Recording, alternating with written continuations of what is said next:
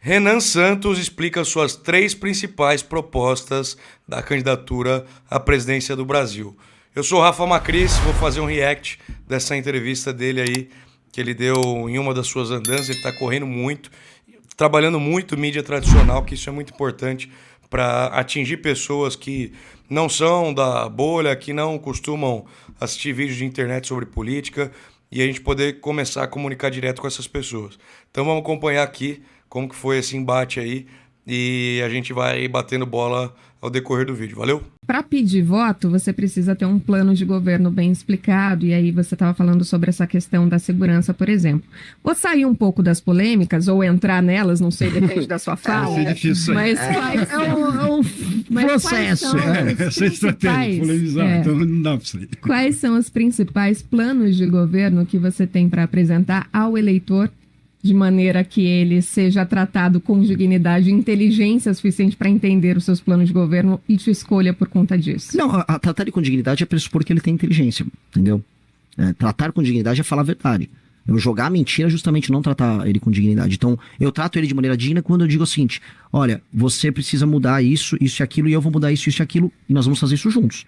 Falar pro eleitor que vai ser fácil, que eu vou cuidar de você e que isso é o suficiente, é justamente tratar o eleitor como um idiota. Que é o que os adversários estão fazendo, né? Os caras...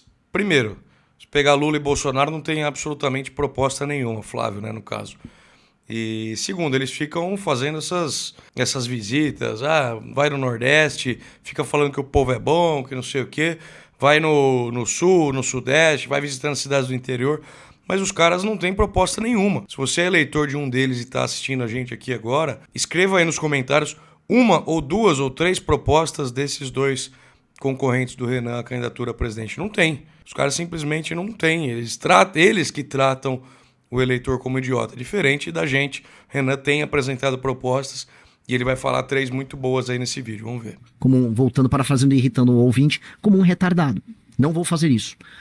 As propostas nossas, eu vou pegar 3 eixos estruturantes do Brasil. Tá? Um eixo estruturante do Brasil é a questão da segurança pública. O Brasil é um dos países mais inseguros do mundo e ele está passando por um processo de transformação ele próprio em um narco-estado. Ou seja, há uma infiltração, eu chamo de infiltração horizontal, que é a tomada das nossas cidades, a infiltração no mapa, especialmente pelo Comando Vermelho, em alguns lugares pelo TCP, o PCC menos, mas também, e a infiltração que eu chamo de vertical, que é a infiltração institucional, seja nos espaços de poder público, seja privado. Isso quem toca é o PCC. Isso precisa ser destruído já. Como? 2 maneiras. Você precisa alterar a nossa legislação, o Código de Processo Penal e o Código Penal. Temos que aumentar as penas e acabar com, acabar e... praticamente, não acabar totalmente, mas levar quase ao fim institutos como saidinha e progressão penal. A progressão penal é uma doença e ainda confere um espaço de subjetividade ao juiz que permite que, esse cara que cometeu tantos crimes, solta ele. A saidinha não faz parte da ressocialização? A gente não tem prisão perpétua no Brasil. Em algum momento esse preso vai sair. Não. Isso é a duração da pena. Já começou aí, ó. O jornalista já começou a mostrar as suas garrinhas. É esquerdista, né? Quando o cara começa já a defender a prisão como forma de ressocializar o bandido e tentar transformar ele numa pessoa melhor, você já sabe como que ele pensa, né? E é uma das coisas principais que a gente defende diferente, é tratar a prisão como punição para o bandido. Imagina uma família que tem um ente querido morto por um bandido em um assalto, um latrocínio, por exemplo. Você acha que essa família vai estar esperando alguma coisa de ressocializar esse bandido para no futuro esse cara poder voltar a conviver em sociedade? Ou a única coisa que ela espera como minimamente justa é que esse cara pague pelo que ele fez? Com certeza que ele pague pelo que ele fez. E hoje isso praticamente não tem no Brasil. Então as vítimas desses bandidos, elas não são justiçadas, digamos assim, né? Elas não têm um sentimento de justiça porque o cara ou não vai ser preso, ou se ele for preso, ele vai passar muito pouco tempo na cadeia e ele vai ter uma série de benefícios lá dentro. Muitas vezes vai viver de uma forma melhor do que membro da família dessa vítima, tá? E um outro ponto importante é que o tema segurança pública vai ser o tema principal dessa disputa eleitoral. Você vai ver daqui a pouco o Flávio começar a querer falar disso, Lula também vai pincelar algumas coisas sobre esse tema, mas o único que tem a verdade do seu lado e vai poder falar com tranquilidade sobre o tema, com uma naturalidade brutal sobre como a gente tem que tratar esses temas e os bandidos e o enfrentamento à segurança pública é o Renan. Vamos ver se embate com essas jornalistas esquerdistas aí. A saidinha é basicamente você conferir uma saída especial pra ele por alguma razão específica, que eu acho que tem que acabar. O cara tem que cumprir a pena dele. Não existe prisão perpétua, mas a saidinha não é a resposta à prisão perpétua. A pena é a resposta para não haver prisão perpétua. Ela tem um período limitado de duração. O que nós temos que fazer, isso aqui, é aumentar as penas muito, acabar com esses institutos que fazem com que a pessoa nunca cumpra a pena que já é baixa no Brasil, aumentar a efetividade da atuação da polícia, mudar o inquérito, ter carreira única para a polícia, e aí no enfrentamento ao crime organizado, no primeiro dia de um governo nosso, aí sim, tomar uma medida, eu tô falando em colocar o Brasil em estado de defesa, circunscrito às regiões tomadas pelo crime organizado, e aí você colocar as polícias junto com as Forças Armadas, junto com o aparato investigativo que inclui a Polícia Federal, o COAF, que tem que ser reforçado novamente, o COAF foi completamente sucateado e combatido, e aí você pegar todo mundo, você fazer a reocupação territorial de favelas e cidades que hoje estão no mundo com o vermelho. Isso daí eu tenho certeza absoluta que o Renan vai fazer. Então, se você quer ter um presidente da República que no seu primeiro dia de mandato vai pegar um helicóptero, vai descer no Rio de Janeiro ou em algum outro estado dominado pelo tráfico e vai junto com a polícia pra cima desses criminosos, pra prender e matar bandido, vai ser ele. Se vocês querem isso pro Brasil, prestem atenção nesse cara, que é uma palavra que eu tô dando aqui, é o que ele fala também constantemente, eu tenho certeza que ele vai fazer. E isso vai elevar a popularidade dele, vai jogar ela lá pra cima, porque é o pauta principal hoje do Brasil, é segurança pública. Ninguém aguenta mais ficar nas mãos desses vagabundos, principalmente no Rio de Janeiro, em São Paulo também, querendo ou não, isso acontece, em estados do Nordeste, Ceará e Bahia. Então, se você quer alguém que combata esses criminosos, preste atenção nesse cara, faça pré-campanha para ele e ajude ele a chegar na presidência da República. Em uma das falas que o senhor trouxe essa questão do estado de defesa, o senhor diz que tem que prender ou matar todas as lideranças do crime organizado. Essa é a sua visão? É a minha visão, é óbvio. Porque eu vou fazer o quê? Existe uma terceira alternativa para uma liderança do... É óbvio, vou fazer o quê? A naturalidade com que ele fala dessas coisas é brutal. Nenhum outro pré-candidato à presidência, acho que eu nunca vi isso na vida, tem essa tranquilidade para falar coisas óbvias, verdades e o que precisa ser feito. O Renan precisa ser conhecido pelas pessoas. O nível de desconhecimento da gente hoje é muito grande. E só com a ajuda de vocês, compartilhando esses vídeos, ajudando no WhatsApp, no Instagram, a gente vai conseguir fazer com que essa mensagem chegue nas pessoas e a gente consiga alavancar a pré-candidatura dele. Uma liderança do tráfico, se alguém souber, me apresente. É prender ou matar. É isso. Imagina um líder, imagina a seguinte coisa, um líder de uma cidade como Santa Quitéria, no Ceará, que matou, eu quero como ele matou eleitores que votavam no prefeito que não era ligado a ele. O que eu vou oferecer para ele? Não, esse aqui eu vou ressocializar ele. Ele matou eleitor, ele foi contratado, ele saiu do Rio com uma turma, foi para Santa Quitéria, no Ceará, matar eleitor. Esse cara tem que ficar preso por muito tempo, de preferência para o resto da vida, e se ele quiser resistir a isso aí, temos que eliminá-lo, né? Fora da questão da segurança, quais são os... Olha lá, fora da questão da segurança, então a mulher já ficou sem justificativa aí e alternativa para bater de frente com ele, né? Ela já tá querendo mudar de assunto para ver se pega ele de calça curta em algum outro tema e que isso nunca vai acontecer. Eu gostaria que o senhor falasse da reforma do Brasil. O Brasil precisa de uma reforma, o senhor cita a reforma fiscal, inclusive. Como consertar o Brasil? Essa seria o segundo eixo estruturante que eu comentei. O Brasil, ele tá com uma trajetória de dívida ascendente e estourando. O Brasil é um país que tem muita renúncia fiscal. O Brasil é um país que você está pegando o aumento do BPC, todo ano aumenta 50, 100 bilhões de reais os gastos com o BPC. Os gastos com o judiciário, nós temos o judiciário mais caro do mundo, os mais ineficientes. A gente tem uma vinculação no orçamento da saúde e da educação que já não está fazendo sentido e estoura a conta pública em muitos lugares, municípios, estados. Isso aí precisa ser corrigido desesperadamente, tem que ter uma resposta. E para falar assim, eu não tô só no papo furado, o nosso deputado federal Kim Kataguiri já tem a PEC protocolada. A PEC que resolve essa questão fiscal, que pega todos esses campos, ela já tá protocolada na Câmara dos Deputados, a gente tá no processo de coleta de assinatura e eu ganhando a eleição, ainda este ano, no período de transição, nós passaríamos isso para abrir um espaço fiscal para quem tá nos ouvindo, de 250 a 300 bilhões de reais num orçamento anual. Isso permite que haja a queda de juros, não na marretada, mas a queda de juros consciente, porque a trajetória da dívida muda. Diminuindo os juros, o dinheiro fica barato para as pessoas e diminuindo os gastos do governo pode começar a reduzir imposto de maneira inteligente, não marretado ou inventando um número aqui. Olha isso. É o único candidato a presidente que tem as propostas e a proposta de reforma fiscal para o Brasil já está protocolada pelo Kim. E já tem todo o estudo envolvendo essa proposta que vai eliminar 250 a 300 milhões de reais por ano. Ninguém tem coragem de defender uma coisa como essas. Por quê? Porque vai cortar privilégio, vai atacar a elite do funcionalismo público, vai tirar fora benefícios fiscais e subsídios de algumas empresas e alguns setores que não deveriam ter, vai sobrar mais dinheiro para o governo poder investir e executar esses planos, o dinheiro vai ficar mais barato, naturalmente os juros vai cair e isso faz com que o pobre seja beneficiado no Brasil de forma indireta. O dinheiro mais barato ajuda o mais pobre. Então, você que está assistindo a gente, não importa se é de direita, se é de esquerda, se você for de esquerda e defender o Lula, saiba que o governo do PT te ferra. Ele dá com uma mão e tira da outra. Os juros do jeito que tá, ele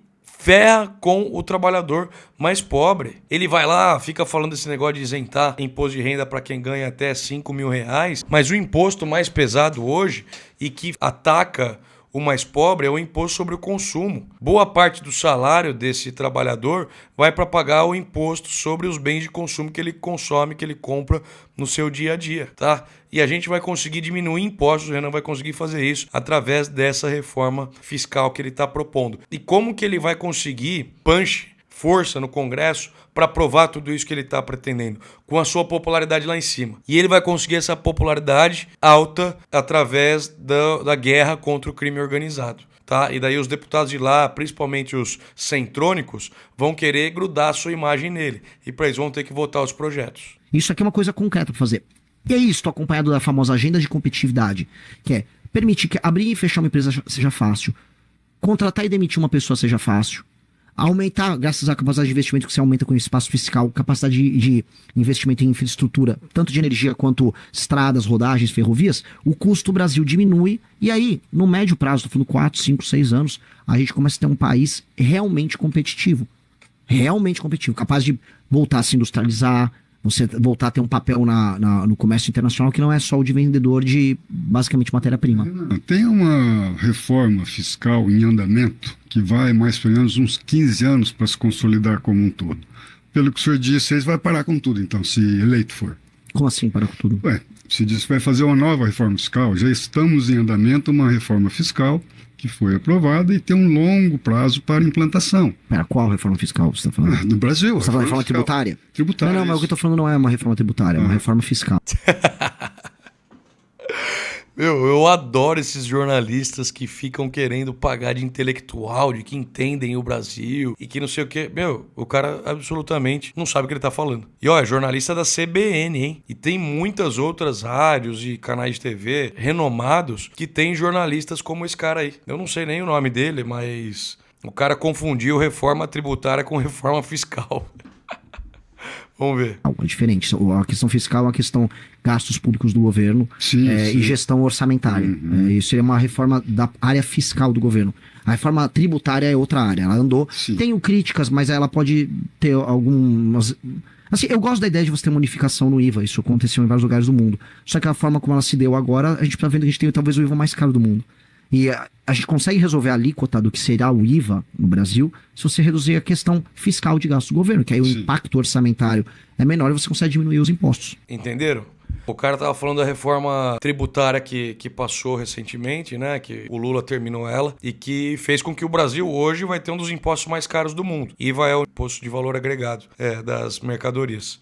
De tudo, né, no caso. Como que a gente vai conseguir fazer com que esse IVA abaixe? Hoje ele é muito alto, por quê? Porque a gente tem um custo da máquina pública hoje gigantesco. Só para pagar os juros da dívida são bilhões e bilhões de reais todos os meses para a gente poder bancar isso. E por quê? Porque o custo do Estado brasileiro hoje é gigante. E a gente tem que diminuir esse custo, que a gente vai conseguir através dessa reforma fiscal para poder diminuir os impostos cobrados sobre as pessoas e não ter esse absurdo hoje que é o Código Tributário Brasileiro e como que a gente faz para pagar os nossos impostos. É isso. Eu só não vou fazer isso de maneira descasada. Está assim, encerrando, já estamos nos encaminhando para o encerramento, mas como estamos falando de plano de governo, eu gostaria que o senhor sintetizasse, se possível, porque falamos sobre segurança, falamos de certa forma fiscal, sobre economia. Uma reforma que engloba a economia, mas a economia tem outros vieses também que precisam ser considerados, e a gente tem outros pontos principais quando a gente fala em campanha, que é o que a gente espera de um candidato que venha à solução, quando a gente fala de educação, quando a gente fala de saúde, quando a gente fala de renda, principalmente, né, para fazer o país girar aqui e conseguir essa visibilidade econômica lá fora também. Resumidamente, quais seriam, então, as principais ações que deveriam ser adotadas e que o senhor pretende adotar caso seja eleito? Foi pro padrão. Saúde, educação, segurança. Segurança ele já tinha falado, então ela não falou, daí ela mudou. O segurança pela questão econômica aí que ela colocou, não sei. Mas quando você vê que o jornalista não tem preparo para fazer a pergunta pro pré-candidato, quando ele simplesmente fica jogando assuntos padrões, assim, né? Digamos assim, assuntos básicos e que sempre vai ser a mesma coisa que os outros candidatos vão falar. Não, temos que melhorar a saúde, temos que melhorar a educação, os nossos jovens têm que ter acesso à universidade, a gente não pode ter mais fila para consulta, para exame, a mesma ladainha de sempre e que ninguém mostra como que vai fazer, né? O Renan trata sobre temas muito mais complexos e de forma clara e mostrando o caminho como vai ser feito. E vamos ver a questão de educação e saúde aí que ela está questionando. Vamos lá, saúde. Prontuário único na saúde, desesperadamente, para você criar uma base de dados comum, para você possa atender as pessoas e ter previsibilidade, inclusive na ação de precaver certas doenças que a pessoa vai desenvolver ao longo da vida. O uso de machine learning, inteligência artificial, para você conseguir juntar esses dados do prontuário único, e o uso de agentes de saúde, ou seja, contratar mais agentes de saúde para você não só coletar esses dados, mas ter uma medida clara e direta com o cidadão na ponta para que ele possa receber um tratamento também preventivo. Acho que o preventivo faz com que você salve muito dinheiro e aí possa investir em outras áreas. Uma das áreas que a gente precisa investir é telemedicina, telecirurgias, porque aí você o aluno formado numa faculdade de medicina aqui pode atender à distância, por exemplo, uma pessoa na Amapá. Ele não tem aquele problema de conseguir mandar médico para lá e para cá, que é um problema grave que a gente tem no Brasil, tá? Incentivo aí na parte também de evitar o surgimento de doenças. Incentivos à alimentação saudável, corte de impostos sobre alimentos, especialmente proteínas, que ajudem a pessoa a ter um tipo de vida mais saudável, aumento de alíquota de impostos sobre alimentos altamente industrializados e que o brasileiro consome e fica mais gordo, fica mais infeliz, gera depressão no fim do dia, presença de políticas ligadas a não só no CAPS, mas presença de políticas ligadas a atendimento a problemas psíquicos como depressão e ansiedade, que diminui inclusive a produtividade do brasileiro. Ele está jogando dois temas muito importantes aí. Primeiro, o uso de tecnologia na medicina, inteligência artificial, várias outras coisas. Por quê? O que permite isso? A gente tem uma coisa chamada SUS no Brasil, que é o Sistema Único de Saúde, que permite um atendimento integrado da parte da saúde no país inteiro. Isso é uma coisa que você não vê nos outros países, que o Brasil é pioneiro e que, se bem utilizado, apesar de ter um custo muito alto para o Brasil hoje, consegue ajudar muita gente. E a gente tem, querendo ou não, os melhores médicos do mundo e a gente precisa fazer com que esses caras atendam o sistema com eficiência. E trazendo a inteligência artificial, trazendo novas tecnologias para o SUS, a gente vai conseguir melhorar muito e melhorar a abrangência da atuação da medicina como um todo aqui no país. E a parte preventiva é muito importante. Os brasileiros, eles estão ficando mais gordos, eles estão ficando com mais diabetes, mais colesterol, porque a gente está cada vez, que o tempo passa, a gente está comendo mal. A gente está comendo cada vez mais mal, parecendo com os americanos. E tratando na prevenção, a gente consegue diminuir muito outros problemas de saúde que os brasileiros possam ter posteriormente por maus hábitos alimentares. Isso na área da saúde. A área da educação. Vamos voltar para o básico. Método fônico na parte de alfabetização. Foco muito grande em alfabetização, matemática e português de maneira clara. Mississippi fez isso nos Estados Unidos, saiu de um dos piores estados nos índices americanos para um dos 5 melhores estados nos melhores desempenhos e provões. Mississippi fez, dá para fazer barato, menos a tablet, mais autoridade do professor, sem celular em sala de aula. Olha lá. São dois caminhos diferentes, vocês viram? A medicina, tecnologia, e vamos para cima, vamos integrar, vamos usar tudo que tem de mais moderno do país. Por quê? Porque a gente tem condição para isso, temos estrutura para isso, temos um sistema integrado que vai permitir com que isso seja efetivo. Educação tá uma porcaria. Desculpa, nos últimos anos a gente teve um investimento maciço em ensino superior, daí nossas crianças e jovens não conseguiam ser preparados o suficiente para chegar nas universidades de ponta, universidades que recebiam muitos investimentos federais, e a gente tem que começar do básico. Então, educação, vamos ver o que deu certo no mundo, fazendo arroz e feijão. É preparar esses jovens, é trazer educação básica de qualidade, inverter a pirâmide de investimento que a gente tem no Brasil hoje, investir na base para fazer com que essas crianças consigam chegar nas universidades, entendeu? Então, ao passo que a gente vai trazer muita tecnologia para a área de saúde, a área de educação, vamos começar com arroz e feijão, vamos olhar para o básico e vamos trazer de novo essas pessoas para o sistema de educação e fazer com que as crianças consigam chegar nas universidades de ponta hoje, com esse caminho que ele falou e também identificando jovens que possam ser novos gênios em escolas públicas e dando bolsas para eles em escolas particulares e preparando eles para o futuro glorioso que eles não teriam se continuassem em ambientes que não fossem preparados para eles. E sem redes sociais para os alunos, foco nisso, recuperar a autoridade. Áreas tomadas pelo tráfico, que vão ser recuperadas por nós. Presença de escolas militares, elas são necessárias para o estabelecimento da autoridade e figura masculina, especialmente para os meninos que estão naquela fase meio rebelde. Bandeira, quartel, escola. Pegar essas favelas tomadas pelo tráfico e forças armadas recuperarem o local, tirarem, matarem e prenderem os bandidos. Escola de qualidade lá, de preferência escolas militares nesses locais, para que esses jovens que hoje não têm uma referência paterna, uma referência de homem dentro das suas vidas, eles poderem ter uma escola rígida, mas uma escola que deu o caminho das pedras aí, para eles se tornarem pessoas melhores e não terem mais como referência o líder do tráfico, o funkeiro, o bandido e todas essas outras coisas. Esse sistema de incentivo para que os melhores alunos recebam bolsas e possam ir para escolas melhores para concorrer em condição de igualdade para as universidades, e ensino técnico muito pesado, igual na Alemanha para o ensino médio dos jovens. Sobre renda, geração de emprego através de uma política de competitividade. Claro, como eu falei antes, se você aumentar a capacidade de infraestrutura e diminui os gastos estúpidos do governo, você consegue diminuir os juros, dinheiro fica barato, custo do Brasil fica mais barato, você consegue ter empresas que vão surgir espontaneamente, como acontece aqui no Paraná. Outras regiões do Brasil, aí eu acho que o Estado tem que atuar. Eu sou liberal, mas não sou tonto. Acho que o Estado tem um papel econômico para atuar em várias áreas, fazer uma zona econômica especial no Nordeste, aos moldes do chinês, para exportação de produtos industrializados para os Estados Unidos. E aí a gente começar a ter um país um pouco mais equilibrado em termos de modais, transporte, e em termos de modelos econômicos em todo o país. Eu acho que aí o jogo vira. Isso deu muito certo na China, tá? A China, uns anos atrás, algumas décadas atrás, né? Ela era um país muito populoso, com um governo autoritário e que não tinha competitividade, não tinha trabalhos, digamos assim, mais complexos. Era muita mão de obra barata, só. Eles começaram a desenvolver zonas especiais e essas zonas receberam um auxílio muito grande do governo, redução de impostos, toda a estruturação de preparação de indústria, de capacitação de pessoas, de caminhos e de fluxos das mercadorias para poder exportar esses produtos de forma fácil. Então, isso dá para fazer no Brasil, tá? E o Estado tem papel fundamental para ajudar, principalmente no Nordeste. E se você fizer isso lá, você vai começar a aumentar a renda média daquelas pessoas. Elas vão parar de depender tanto do Bolsa Família como dependem hoje. Vão começar a criar uma classe média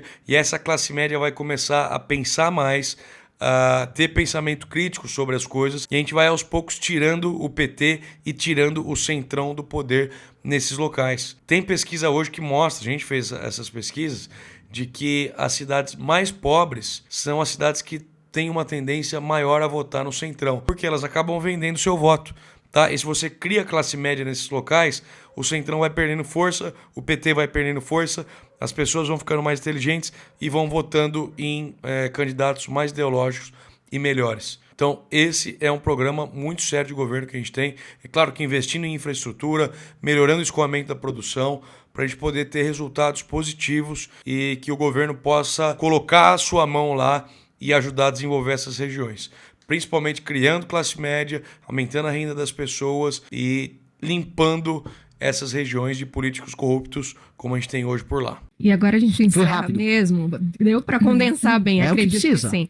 Agora a gente encerra mesmo. Vou até pedir licença aqui para a Regiane e para o Télio por conta do nosso tempo, mas eu gostaria que o senhor falasse sobre a questão de como o senhor pretende chegar a esses eleitores, porque há uma base, o senhor tem crescido principalmente aí entre a geração Z, porém temos outros eleitores de outras épocas, de outros tempos, acostumados a outros tipos de campanha e que nas suas falas muitas vezes podem entender que estão sendo agredidos, né? Tratados de uma maneira não respeitosa. Essa é uma estratégia para atingi-los? Ou como chegar ao voto que o senhor ainda não tem? Ele tem que ser brutalmente honesto no que ele vai falar. O Milei ganhou a eleição na Argentina mais ou menos assim. Ele falava pautas impopulares que os políticos tradicionais e os jornalistas não estão acostumados a ouvir. Só que ele falava a verdade. E é isso que o Renan vai fazer. Se o eleitor está vendendo o seu voto do Nordeste, por exemplo, o Renan vai falar: você é um idiota. Você está sendo bandido tanto quanto o político que está comprando seu voto. E você não pode fazer isso. Se você continuar fazendo isso, a gente vai prender você, ok? Se você continuar cometendo crime, a gente vai prender você. Isso para todos os outros setores da sociedade. E a gente não vai querer o voto do cara mau caráter. Muitas vezes, é claro, as pessoas estão cometendo esse tipo de coisas por falta de informação. E a gente vai mostrar para essas pessoas que o caminho não é esse. Hoje a gente é muito forte na internet. Você provavelmente que está me assistindo aí deve ser da geração Z, deve ter de 15, 16 anos, 24, 25, até 30, vai. Pode entrar um pouco aí na geração X. Eu sou da geração Millennium, 33 anos eu tenho. Mas a gente precisa mostrar para as outras pessoas essas propostas. A gente já mostrou que a gente é diferente e que a gente se opõe aos outros pré-candidatos aí, tá? A gente foi muito firme e muito duro nos nossos discursos nos últimos anos falando isso. Agora é mostrar que nós somos melhores. E nós somos melhores como? Tendo propostas concretas e que de fato vão mudar o Brasil. E vocês precisam mostrar para os seus amigos, para os seus familiares, para os seus colegas de trabalho, principalmente para as pessoas mais velhas. E a gente está fazendo um papel também de levar essa mensagem adiante, indo em rádios e veículos de comunicação tradicionais. O Renan lá no Paraná agora, numa rádio como a CBN, está atingindo um público que a gente não atingia pela internet. E isso vocês vão ver cada vez mais aqui para frente. Sendo honesto, falando o que as pessoas muitas vezes não querem ouvir, sendo verdadeiro com elas e falando com naturalidade os problemas principais do Brasil. Isso vai ser muito importante. Isso que vai virar o jogo e fazer com que a gente atinja 10% das intenções de voto quando for começar a campanha. Se a gente conseguir isso, nós vamos ganhar a eleição com o Renan para presidente. Só tô sendo honesto. Eu não vou ter muita estratégia. Eu vou ser eu. A vida tem que ser autêntica. Isso dá voto? Espero que dê. Agora, com certeza, eu não vou mentir para essas pessoas. Se aí dar voto e mentir, aí é outro jogo. Eu não tô muito nessa vibe, não. Eu ouvi o senhor falando que os seus votos vêm das mulheres, entre aspas, do Lula, né? Que os filhos estão tendo uma visão diferente e que possivelmente sejam seus futuros eleitores. Isso tá acontecendo. Mais ou menos nessa linha que o senhor está trabalhando. Sim, é o famoso Chico Buarque ao contrário, né? Você não gosta de mim, mas o seu filho gosta. Então a eleitora do Lula no Nordeste, ela tem uma imagem quase divinizada do Lula por lá. O filho dela, entretanto, ele quer emprego, ele quer ganhar dinheiro, ele não quer ser assaltado e não quer ver o Comando Vermelho tomar a cidade dele. E ele gosta da gente, bastante. Obrigada pela sua participação com a gente essa manhã. Obrigado, foi uma honra, muito boas as perguntas. Olha aí, pessoal, é isso. A gente tá muito forte entre os jovens. Se você pegar as pesquisas que estão saindo aí e fazer um recorte entre os jovens, a gente tem no mínimo 10, 12% das intenções, depende da pesquisa. E isso é as maiores revoluções políticas do mundo, os maiores movimentos que aconteceram principalmente entre os homens jovens. Por quê? Vocês são os que têm mais força de luta, vocês são mobilizados na internet, vocês conseguem convencer outras pessoas, e é isso que a gente precisa de vocês agora. Todo dia eu preciso que você que está assistindo a gente convença uma pessoa a apoiar tanto a pré-candidatura do Renan pela missão à presidência da República, quanto as pré-candidaturas a deputados, a governadores, a senadores do partido Missão. Eu sou pré-candidato a deputado aqui em São Paulo, então eu preciso da ajuda de vocês. Eu preciso da ajuda de vocês para os nossos pré-candidatos a deputado federal aqui em São Paulo e nos outros estados. E isso, vocês são muito bons para fazer isso. Mas por enquanto vocês ainda não estão fazendo. A gente precisa levantar as nossas pré-candidaturas. Então eu vou ser o chato aqui, eu vou ser o cara que vai cobrar vocês nesses vídeos, fazendo os reacts das entrevistas que o Renan está fazendo, dos vídeos que ele está gravando. Por quê? Porque eu preciso colocar vocês para trabalhar. A gente não tem os milhões de reais que os nossos adversários têm. A gente não tem o conhecimento e a popularidade que eles têm. Mas a gente tem mais inteligência, a gente tem mais trabalho, a gente não é vagabundo, a gente não é mentiroso. E vocês que já acompanham a gente, vocês sabem disso. Agora a gente precisa que vocês levem isso adiante. Tá bom? Eu vou colocar vários links aqui na descrição desse vídeo, de links que eu preciso que vocês acessem, de grupos meus de WhatsApp, de grupos de apoiadores de pré-campanha. Eu preciso de vocês, o Renan precisa de vocês, a missão precisa de vocês e o Brasil precisa de vocês. Eu estou começando essa saga de vídeos agora. Eu preciso que você se inscreva no meu canal aqui do YouTube, acesse meu Instagram, TikTok, compartilhem os vídeos, apresentem a gente as nossas propostas para pelo menos uma pessoa por dia. Se vocês fizerem isso, a gente vai ganhar essa eleição, beleza? Então, se inscreve aí no meu canal, compartilha esse vídeo, comenta aqui o que você achou desse react. Se você quer que eu faça mais, sugira outros vídeos. E vamos destruir os nossos adversários. Vamos mostrar que a gente é melhor, mostrando as nossas propostas para o Brasil. E se as pessoas souberem das nossas propostas, a gente vai chegar lá, a gente vai ganhar a eleição. Beleza? Até a próxima. Espero conseguir postar um vídeo desse por semana. Se conseguir melhor, um vídeo desse a cada 2 dias, 3 dias, ou um vídeo desse todo dia. Não é fácil, mas a gente não é preguiçoso como os nossos adversários, então nós vamos chegar lá. E só com a ajuda de vocês a gente vai conseguir melhorar o nosso alcance e aumentar o número de pessoas que têm acesso às nossas propostas.